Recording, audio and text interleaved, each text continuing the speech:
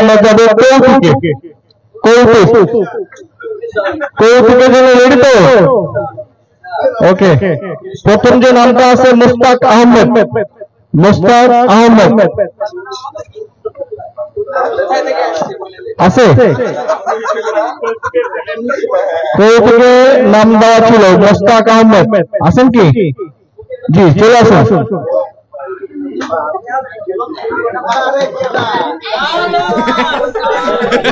আসসালামু আলাইকুম।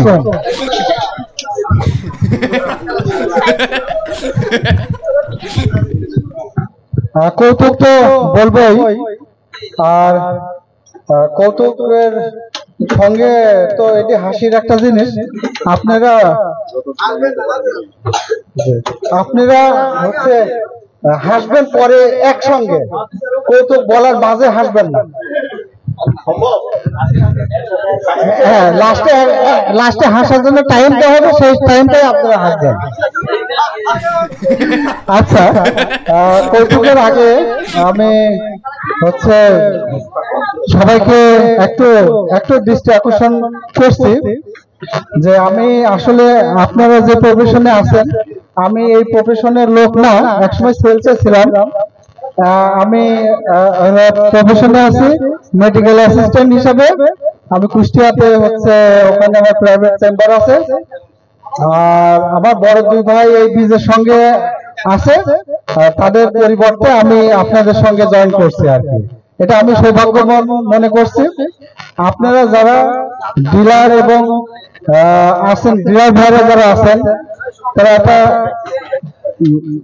তাদের আমি বলবো কি, ইন্টেলিজেন্ট হার্ডওয়ার্ক এবং গুড বিহেভিয়ারের কারণে আজকে আপনারা এই পর্যন্ত পৌঁছাচ্ছেন। সঙ্গে সঙ্গে সুপ্রিম কোম্পানির যারা প্রতিনিধিগণ আছেন, তাদের যোগ্যতা, এখানে কয়েকজন কৃষিবিদ স্যার আছেন এবং পরিশ্রম, সবকিছু মিলায়ে আজকে সুপ্রিম বলতে আমরা যেটা বুঝি সর্বোচ্চ, বাংলাদেশের সুপ্রিম সর্বোচ্চ পর্যায়ে পৌঁছাইছে আপনাদের জন্য। আচ্ছা, হাততালিকে একটু জোরে দেওয়া সম্ভব? আচ্ছা, ঠিক আছে। তার পাশাপাশি আমি আন্তরিক ধন্যবাদ জানাই আমাদের এই শিপে যারা কর্মরত, তারা খুবই আন্তরিক, আমাদের খুব ভালো লেগেছে আমার ব্যক্তিগতভাবে, আর তাদেরকেও আমি বিশেষ ধন্যবাদ জানাচ্ছি। আর সুপ্রিম কোম্পানিকে আমি মানে আমার ইয়েটা শেষ বলতে পারবো না আর কি, বর্ণনাটা ভাষায় বলতে পারবো না, আমার এরকম ভালো লেগেছে। বিশেষ করে এই 25 বছর বলতে পারেন নেটওয়ার্কের আওতায় থেকে নিজে একদম অতিষ্ঠ হয়ে গেছিলাম যে নেটওয়ার্কের বাইরে গেলে পরে যে এরকম একটা সুন্দর জায়গায় অবস্থান করব আমি বুঝতে পারিনি। এই জায়গায় না আসলে আমি বুঝতেও পারতাম না। আচ্ছা, আপনাদের সময় বিরক্ত বোধ করেন না, আমি কৌতুকে যাব। আমি প্রথম কৌতুক বলবো, যদি আপনারা বলেন যে ভালো হয়েছে, তাহলে আমি আবার আর একটা দ্বিতীয় কৌতুকে যাব। যদি আবার বলেন ভালো হয়েছে, আমি আবার তৃতীয়তে যাব, আপনাদের অনুমতি সাপেক্ষে। আচ্ছা,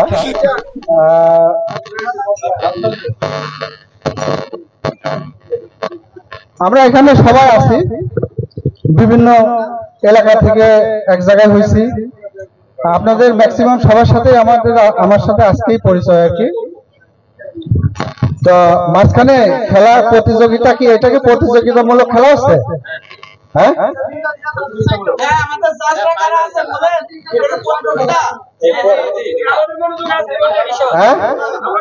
খেলাটা একটু ডিস্টার্ব, খেলাটা একটু আচ্ছা, ঠিক আছে, থ্যাংক ইউ। একটু সাইলেন্ট প্লিজ। আমি কৌতুকে চলে যাচ্ছি, আপনাদের দৃষ্টি আকর্ষণ করছি। গ্রাম অঞ্চলে তো আপনারা দেখছেন ওয়াজ মাহফিল হয়, ধর্মীয় সভা। আমার মনে হয় সব এলাকাতে এরকম ধর্মীয় সভা হয়। আমাদের এলাকাতে একটা ধর্মীয় সভা আমার দেখা আর কি, সেই সভার একটা ঘটনা আপনাদেরকে বলবো। তা যে বাড়িতে সভা, সেই বাড়ির বাবার মৃত্যু দিবস অনুষ্ঠানে একটা ধর্মীয় অনুষ্ঠান করতে যাচ্ছে আর কি। তো ওনার ছেলে নিজেই অনুষ্ঠানটা করবে। ওই ছেলেটা একটু হলো মেন্টালি মানে একটু অ্যাবনর্মাল টাইপের, বউটা আবার খুব চালাক। তো বাসা থেকে বলে দিয়েছে যে আপনি হলো একটা ছাগল কিনবেন, খাসি ছাগল। আমরা খাওয়ার জন্য তো, রান্না করার জন্য তো খাসি ছাগলের উপর তো বেস্ট হয় না। আর এই 15,000 টাকা। বাজারে গেছে, বাজারে যে ছাগল দেখছে, ছাগল দেখে একটা ছাগলের দাম বলছে 12,000। না ভাই, আমার 15,000 টাকায় ছাগল কিনতে হবে, 12,000 টাকা নিব না আমি। তারপরে দেখে দেখে দেখে বাজারে অনেক দালাল থাকে, এক দালাল বুঝে ফেলছে। সে দালাল বলছে যে আমার কাছে একটা খাসি ছাগল আছে, 15,000 টাকা দাম। তো দেখাইছে, দেখছে হ্যাঁ ঠিক আছে খাসি ছাগল। খাসি ছাগলের বুঝবে কিভাবে খাসি ছাগল? দেখাইছে যে দাঁড়িয়ে আছে। তা যখন খাসি ছাগল বাসায় নিয়ে গেছে, বাসায় নিয়ে যাওয়ার পরে বউ আস্থা থাকে, বলছে যে এটা কি খাসি ছাগল? তুমি দাড়ি দেখেই বুঝতে ফেললে খাসি ছাগল? তা বলছে আমি তো এ পর্যন্ত জেনে আসতেছি যে দাড়ি থাকলে পুরুষ মানুষ, ছাগলের ক্ষেত্রে ব্যতিক্রম আমি জানবো কিভাবে? আচ্ছা গেল সে পর্ব, হুজুর আসছে, নাম পড়া হয়েছে। হুজুর এসে নাম করা হুজুর এসে ওয়াজ করছে,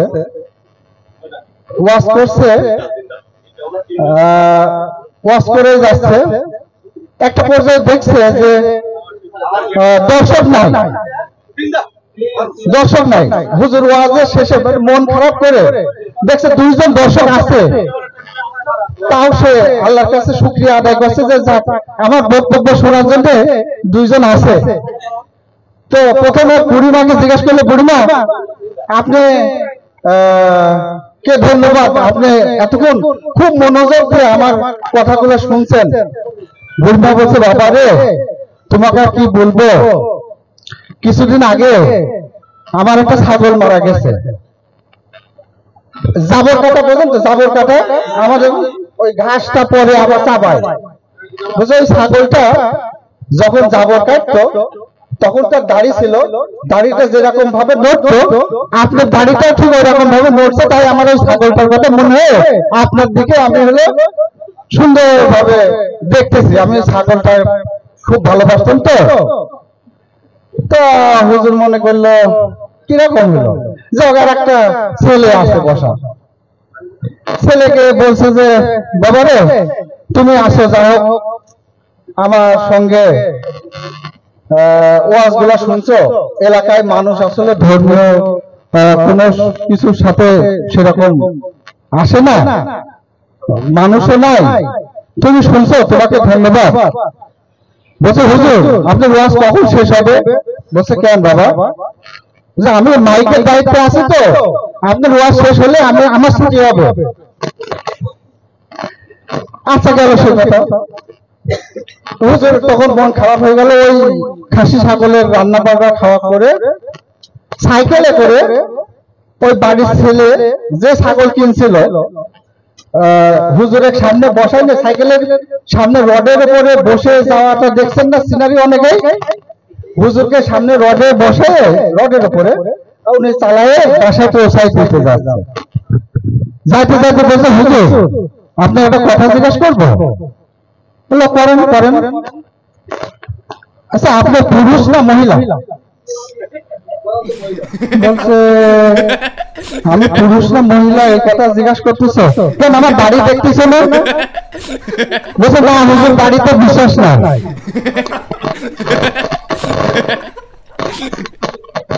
আর হবে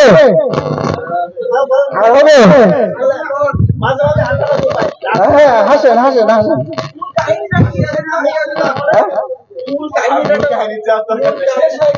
এটা শেষ হয়ে গেছে, দাড়িতে বিশ্বাস নাই, দাড়িতে আপনি কিন্তু আমাদের এলাকার লোক, মানে সবাই কিন্তু সবার অবশ্যই যুদ্ধ প্রতিযোগিতা একই ব্যাপার। এরা সুন্দরবনের কথা বলি, আমরা তো সবাই আজকে বাঘ দেখছি, দেখছি না?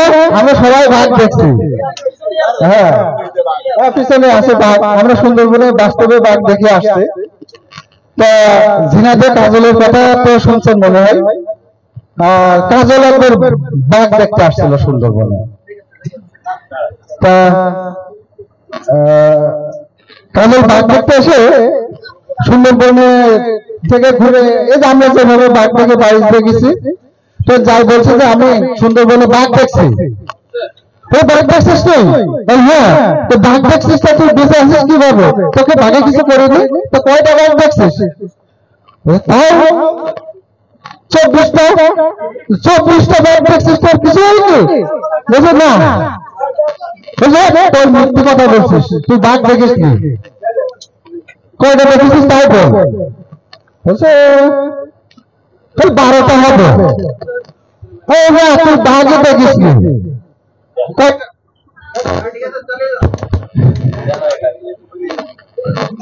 কয়টা বাঘ ছিল ওখানে বল। লাস্টে বলছে যে 4টা দেখছি। চলে বলছে যে 4টা বাঘ থাকলে তোর বাঁচার কথা না, তুই বাঘে দেখিস নি। বুঝলি না? একটা তো ছিল। বলছে কিভাবে তুই একটা ছিল বুঝলি? তখন বলছে গোল পাতার মূল্য কি জন্য, বাঘ না থাকলে।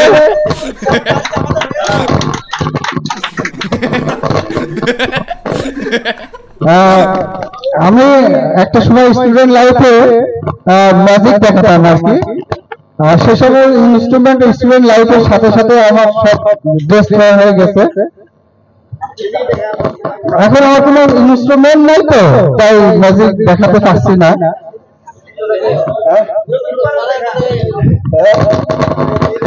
না, যতটুকু ইনস্ট্রুমেন্ট না থাকলে তো হয় না, এগুলো তো আগে থেকে পরিকল্পনা সবকিছু হলো।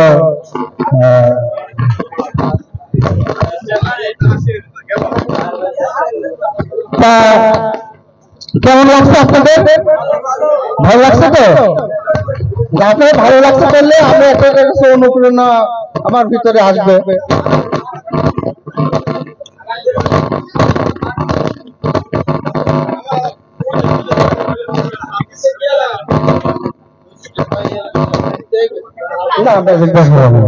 তাহলে আমি দুটো কৌতুক পর্যন্ত আমি শেষ করছি, পরবর্তী যে প্রতিযোগী। জি, ধন্যবাদ মোস্তাক আহমদ ভাইকে সুন্দর বলার জন্য, কৌতুক করার জন্য। এই পর্যায়ে আমি অনুরোধ জানাবো রেজাউল করিম ভাইকে। জি জি,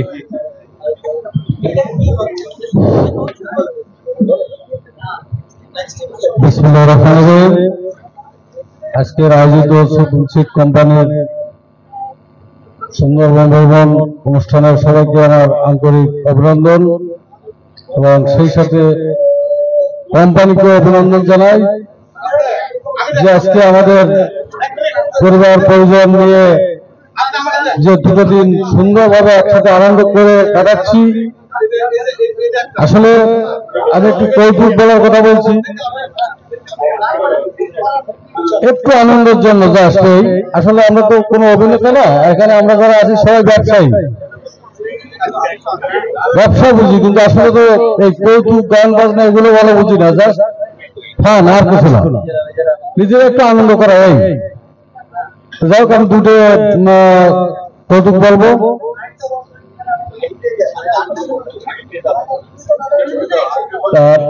শুরু করছি।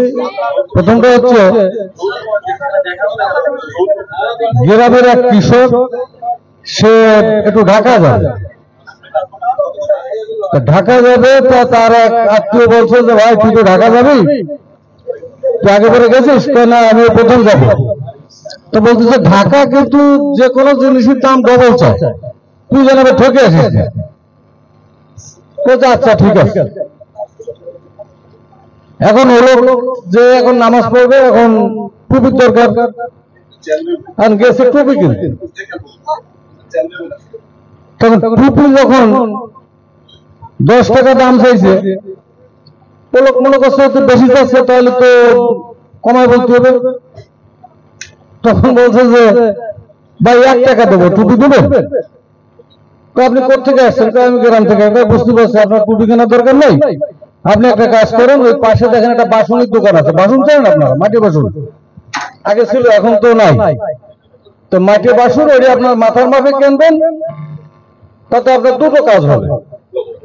একটা হচ্ছে আপনি মাথায় দিয়ে নামাজ পড়বেন, আবার দ্বিতীয়টা হলো যখন টাকা থাকবে না তখন এক জায়গায় পাঠায় দিলে দেখবেন মানুষ টাকা দেবে, তাতে আপনার কোনো খরচ হবে না। সেটা বলছেন আসলে প্ল্যানটা খুব ভালো। ওই বাসন মাপ দিয়ে বাসন কিনলো, কেনার পরে নামাজ পড়ে, আর বাদ বাকি সময় সুযোগ পেলে পাতায় ধরে টাকা দরকার হলে তখন মানুষ টাকা দেয়, তাই দিয়ে খায় দেয়, মহা আনন্দে ঢাকা শহর করে। ঢাকা শহর তো ভালোই, কেনা করছে ঢাকার মানুষ চালাক, আমিই তো চালাক। ধন্যবাদ। আরেকটি কৌতুক, আরেকটি বলবো, একবারে এক স্কুলে পরীক্ষার ফলাফল জানাচ্ছে। তো এক সরকারি কর্মচারী, সে উপজেলা কোয়ার্টারে থাকে। এখন তার ছেলে রেজাল্ট নিয়ে আসছে, এখন তার কাছে জিজ্ঞেস করতেছে, বাবা তুমি তোমার রেজাল্টের খবর কি, কোন অবস্থান? এখন বলতেছে আব্বা টিউনো সাহেবের ছেলে ফেল করছে। বলছে আরে বেটা টিউনো সাহেবের ছেলে ফেল করছে, তোর খবর কি? তাই ম্যাজিস্ট্রেটের সেও ফেল করছে। এরকম ডাক্তার, ইঞ্জিনিয়ার যারা বড় বড় কর্মচারী আছে, এদের কথা বলতেছে, ফেল করছে, কোনোদিন পাস করছে। তা বলছে বাবা তোমার রেজাল্ট, তখন বলছে তুমি বোঝো না এইসব ছেলে মেলে ফেল করছে, তুমি কোন বছর চাকরি করো, তোমার ছেলে কি করতে পারে? করছে আচ্ছা বুঝছি বাবা। এতে হাত দিছে, তুই তো আমার ছেলে না, তুই তো আমার ছেলে হওয়ার যোগ্য হস নেই, আমি তো কোনোদিন পরীক্ষায় ফেল করিনি। সে করছে বাবা তাহলে আমি আমার পাইছো, আমার পাইছো কোথায়? সে বলতেছে যে ওই পরিতি ফুলবাগান দিয়ে হাঁটতেছে, বলছে ফুলবাগান দিয়ে হাঁটতেছিলাম, পরে ভিতরে হঠাৎ ফেলা গেছে আমাকে সামনে, তাই সেখান থেকে আনে করে আমরা মানুষ করতেছি, তুই তো আমার ছেলে না। তো বলছি তুমি পরিরও সাধারণ পরির কাছে রাখছো না? আচ্ছা বল, তোর আর কিছু বলতে হবে না। ধন্যবাদ। ধন্যবাদ আপনাকে। যাই হোক, আমাদের আর কি আছে? আচ্ছা, আমাদের মাঝে কৌতুক নিয়ে আসছেন স্বাধীন ভাই। ছোট্ট বড় যাই বলেন, আমরা হাসতে চাই। আসসালামু আলাইকুম, আমি মোহাম্মদ স্বাধীন খান। আমার প্রতিষ্ঠানের নাম খান বিজাগার, রাজবাড়ী জেলা, বালিয়াকান্দি থানায়। দুই ভদ্রলোক রেলের উপরে বসে গাঁজা খাচ্ছিল। কিছু সময় পরে একজন আরেকজনের কাছে বলতেছে যে কত আমার হাতের মধ্যে কি কয়টা রেলগাড়ি, কয় সারা তুই দিয়ে ফেলাইছিস। আর দুইজন লোক গেছে লোকে এক বড় ভাই গরু নিয়ে বাজারে গেছে। বাজারে গেলি পরে এক লোক জিজ্ঞেস করতেছে ভাই গরুর দাম কত? কয় দাম কি কোষ করি ছেলে খায়। সবাইকে ধন্যবাদ। আচ্ছা, এত সুন্দর কৌতুক শুনে আপনারা কেউ হাসলেন না, তার মানে আপনারা কেউ কৌতুক বুঝলেন, কণ্ঠ বুঝতে পারেন নাই, অথবা কথা যেগুলো বলছে শোনেন নাই। কৌতুকের প্রথম লাইন বলছে যে দুই গাঁজাখোর রেল লাইনে বসে গাঁজা খাচ্ছে। একজন আরেকজনকে জিজ্ঞেস করছে যে বলতে আমার হাতের মধ্যে কি, তো বলতে রেল লাইন, ওটা সারাদিন দেখে ফেলছে।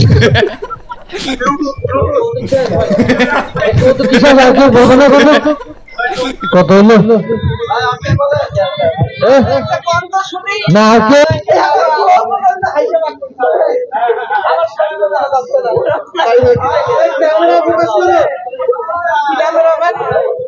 আমাদের কুষ্টিয়ার আমার আপনি আছেন তো?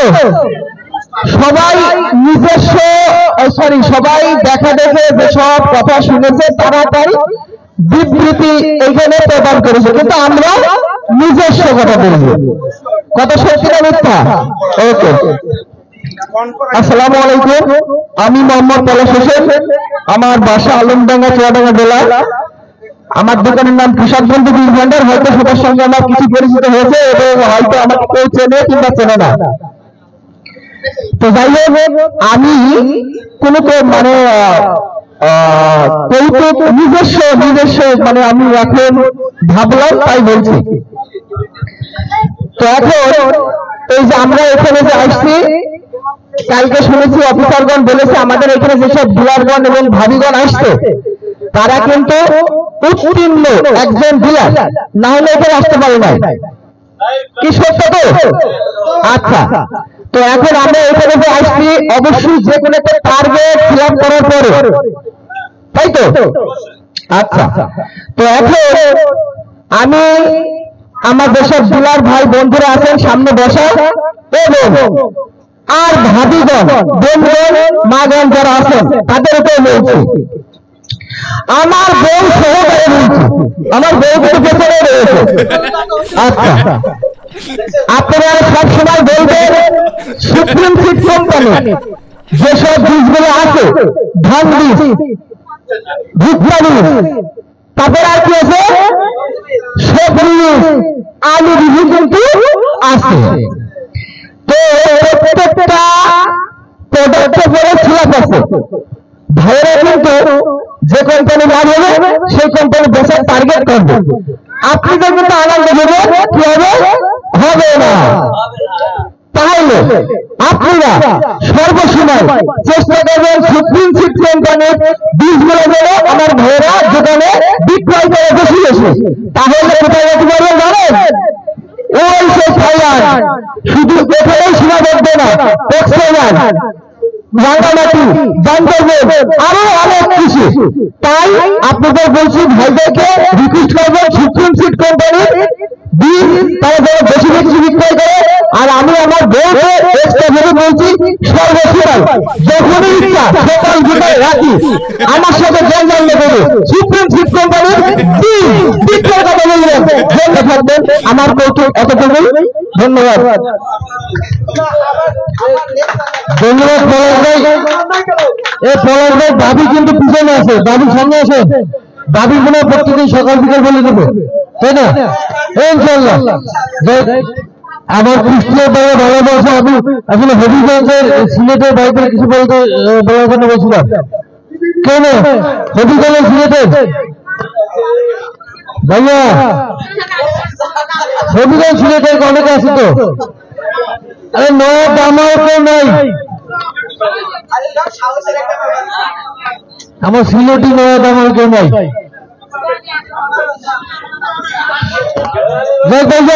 আলী ভাই, আলী ভাই ভাই এক হুজুর কাছে ওয়াজ করতে, হ্যাঁ হুজুরের বাড়ি নোয়াখালী, বুঝছেন? হুজুর ওয়াজ করতে যাবার আগে শর্ত দিয়ে নিয়েছে, আমার ওয়াজে যদি বরিশালের কোন লোক থাকে তাহলে ওয়াজ করবে না। ঠিক আছে? হুজুরের বাড়ি নোয়াখালী কিন্তু ওয়াজ করতে গেছে কুষ্টিয়া, কিন্তু শর্ত দিয়েছে ওয়াজে যদি বরিশালে কেউ থাকে আমি ওয়াজ করতে পারবো না। কিন্তু এখন ওরা বললে গেছে না হুজুর আমার এদিকে বরিশালের লোকজন নাই, ওয়াজ করতে। হুজুর আইসে ওয়াজ করতে, হুজুর এসে ওয়াজ করা শুরু করছে। এই সুন্দরবন বেড়াইতেছিল হুজুরের আগে, আল্লাহর ক্ষুদ্রতা ওয়াজ করে। সুন্দরবনে আল্লাহ কি কুদরত জানে? এই জায়গায় একটা গাছ আছে, ওই গাছের পাতা যদি পড়ে পানিতে হলবে চুরি, আর যদি গাছের পাতা পড়ে মাটিতে হলবে বাঘ। বুঝতে পারছেন? সুন্দরবন এত সুন্দর আল্লাহ এমন সৃষ্টি করেছে, এই বনে একটা গাছ আছে, গাছের পাতা যদি পড়ে পানিতে হয়ে যায় কবি, আর ওই গাছের পাতা যদি পড়ে ডাঙায় হয় বাঘ। এখন এই 2005 সাল থেকে লোক জানতে বলতেন সুবহানাল্লাহ, সুবহানাল্লাহ গেল। এক লোক দাঁড়াই করতে হুজুর আমার একটা কথা আছে, ঠিক আছে দাঁড়ান হলো। বলতে হুজুর গাছের অর্ধেক পাতা যদি পড়ে পানিতে আর অর্ধেক যদি পড়ে ডাঙায় পড়ে না, অনেক সময় তাহলে কি হয় হুজুরে তো সত্য আছে আমি বলছিলাম আমি সৈন্যবাদী কে থাকে তাই তো করতুম বুঝতে পারছেন বৈশালের লোকের পাশে আমার বাড়ি বৈশাল ভাই আগে আছে বৈশাল তাহলে গাছের পাতা অর্ধেক ফেললে পানিতে আর অর্ধেক ফেললে খুলে সেটা হলে বৈশালের লোক ধন্যবাদ।